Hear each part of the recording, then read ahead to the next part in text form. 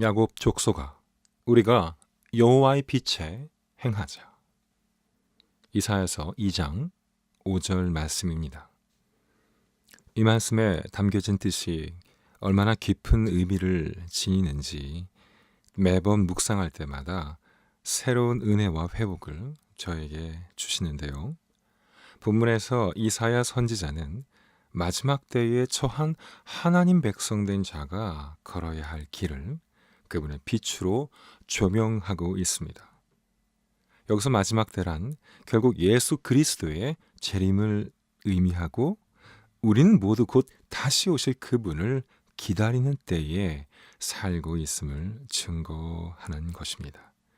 알다시피 우리는 하늘나라의 기업의 상속자가 될 자요, 그리스도의 신부가 될 예배자입니다. 그런 우리가 이 땅에서의 오늘 하루를 과연 어떻게 살아나가야 할지가 매우 중요하지 않을 수 없는 것이죠. 왜 그렇습니까? 나에게서의 그 순간순간들은 지워지지 않을, 반드시 기록되어질 시간의 연속이 될 것이기 때문이죠. 우리 인생의 어느 한 순간이라도 그분에게서 잊혀질 시간은 없습니다.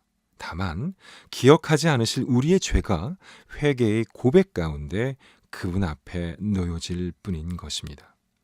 이런 하나님의 섭리 속에서 우리 모두는 마음의 보혈의 뿌림을 받아 참마음과 온전한 믿음으로 하나님께 나아가는 그 길 위에 서 있는 자들임을 잊어서는 안 되겠습니다.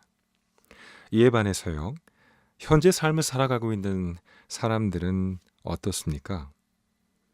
모두 각자의 삶에서 그 역량을 발전시키며 또 발휘하면서 살고자 하죠. 그것이 세상을 살아가는 올바른 길이라고 믿고 나름의 인생 전반을 계획하면서 자신의 길을 애써 걸어가고 있습니다. 그러다 보니 어떻게 해서든 기회를 놓치지 않으려 하고 때론 자신도 모르게 그만 그 경계를 넘어 남의 기회를 딛고서라도 자신의 것으로 획득하려고 합니다.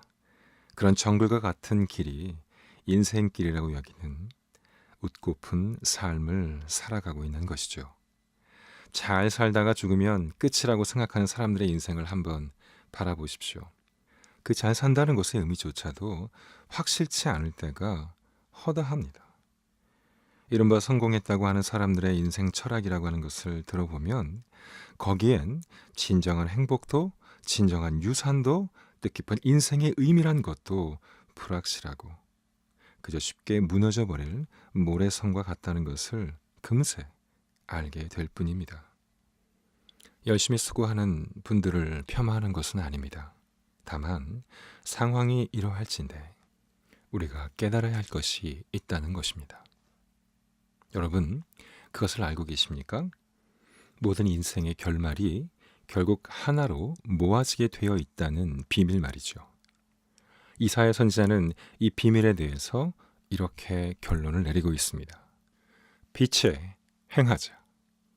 저는 오늘 이 2700여 년 전에 선포된 이 말씀을 통해서 여러분들에게 특별한 기회의 문이 아직도 열려 있고 앞으로도 열려 있음을 다시금 선포하려 합니다. 그 문으로 가는 길은 외로운 것 같지만 동행함이 있고 헐벗은 것 같지만 부하고 죽고자 하는 길 같지만 내가 새롭게 살 길입니다. 지금 자신에게 물어보십시오. 내가 살고 있는 인생길은 무엇에 의해서, 무엇을 향해서, 무엇을 위한 길이 되고 있는가 하고 말입니다.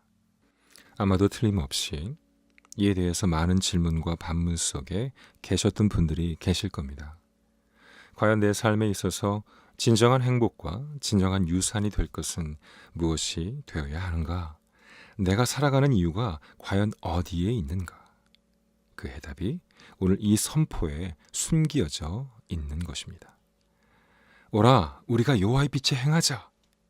이 말씀에서 우리들의 가슴이 찡하도록 선포되고 있는 진리는 단 하나입니다. 빛으로 행하라. 빛으로 행하라. 이에 대해서 아마도 무사람들은 이구동성으로 반박할 것입니다. 과연 그 빛이란 것이 우리들의 인생을 진정 값진 곳으로, 영원한 곳으로 보상해 줄 수 있는 것이냐?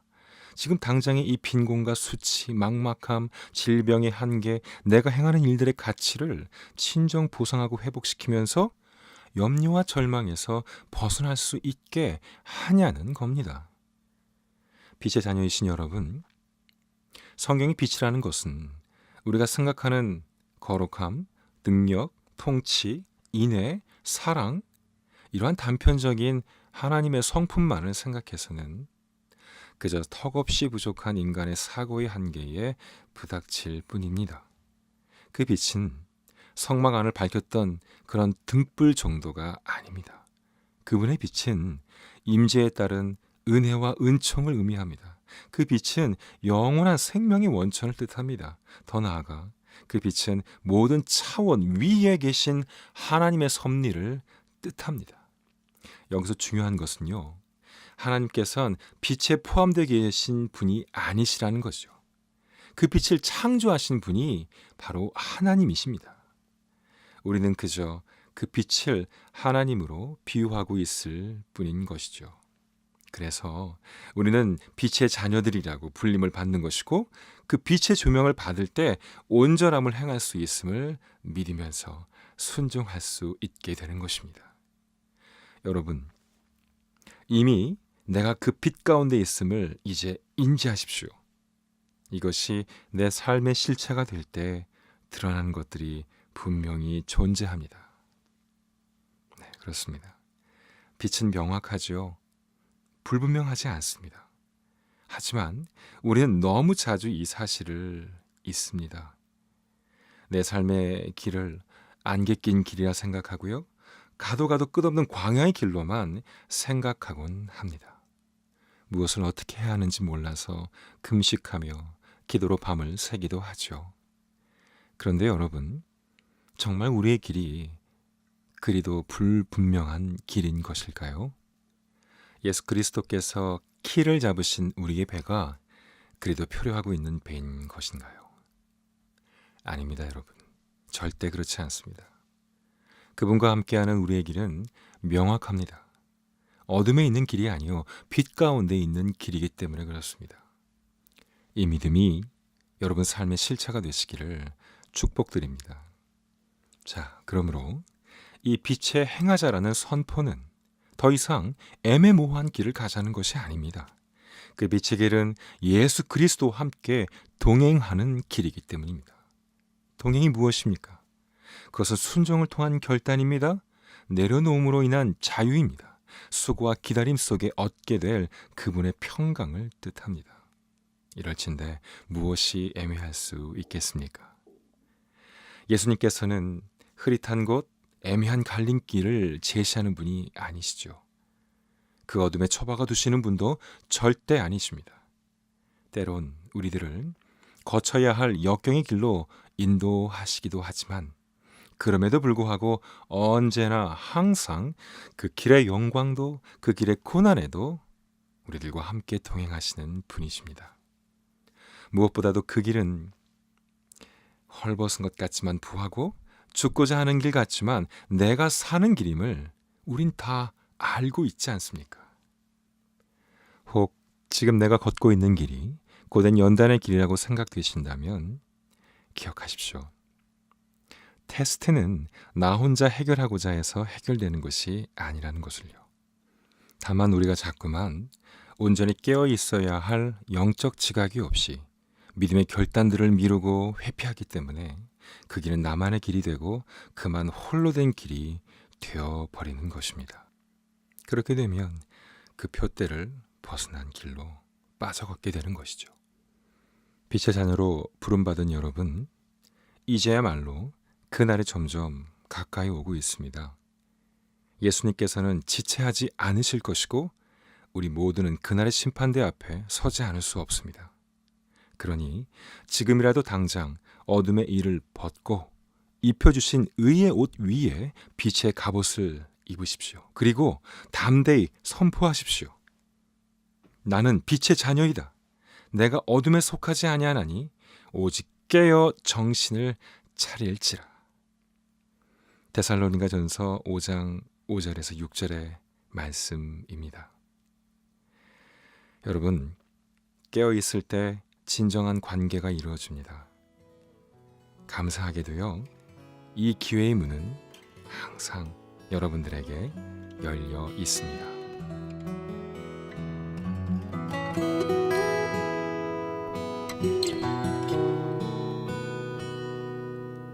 주는 나의 주시오니 오직 주님밖에 나의 복 없으며 기쁨 없도다.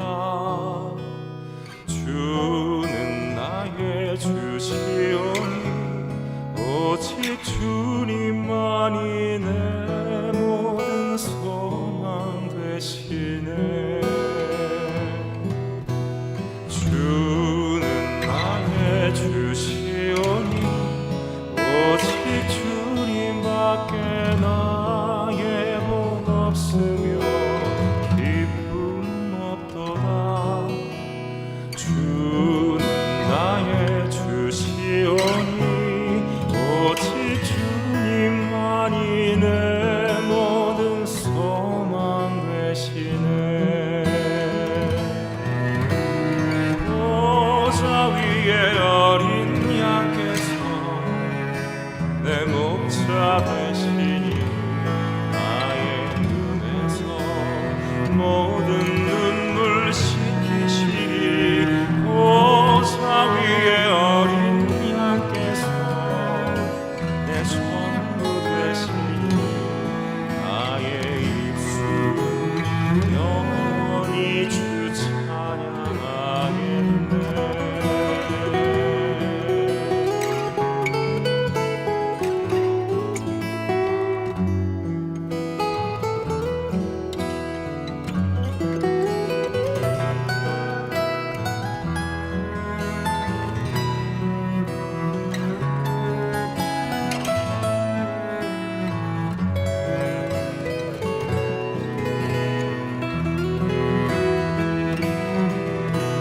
주는 나의 주시오니 오직 주님밖에 나의 복 없으며 기쁨 없도다. 주는 나의 주시오니 오직 주님만이 내 모든 소망 되시네. 보좌 위에 어린 양께서 내 목자 되시니 나의 눈에서 모든 눈물 씻기시니. 보좌 위에 어린 양께서 내 전부 되시니 나의 입술이 영원히 주 찬양하겠네. 보좌 위에 어린 양께서 내 목자 되시니 나의 눈에서 모든 눈물 씻기시니. 보좌 위에 어린 양께서 내 전부 되시니 나의 입술은 영원히 주 찬양하겠네.